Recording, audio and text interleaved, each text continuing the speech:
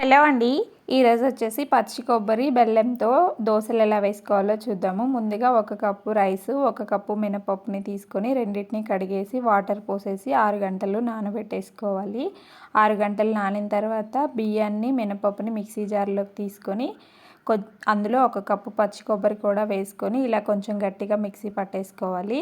తర్వాత అదే కప్పుతోటి 1 కప్పు బెల్లం వేసుకొని కొంచెం వాటర్ యాడ్ చేసుకొని ఇలా వీడియోలో చూపిస్తున్న విధంగా మిక్సీ పట్టేసుకొని గిన్నెలోకి తీసేసుకొని తర్వాత కొంచెం సాల్ట్ వేసుకొని స్టవ్ మీద పాన్ పెట్టేసుకొని పాన్ వేడైన తర్వాత మనకి పల్చగా కావాలి అంటే పల్చగా, మందంగా కావాలి అంటే మందంగా దోశలు వేసుకొని కొంచెం పైనుంచి ఆయిల్ వేసుకొని రెండు వైపులా మంచిగా కలర్ వచ్చేంత వరకు కాల్చుకుంటే టేస్టీగా, హెల్తీగా పచ్చి కొబ్బరి బెల్లంతో దోశలు అయితే రెడీ అండి. నచ్చితే లైక్ చేసేయండి. ఫుల్ వీడియో కావాలి అంటే కింద లింక్ ఇస్తాను, చూసేయండి. Thank you for watching. Bye bye.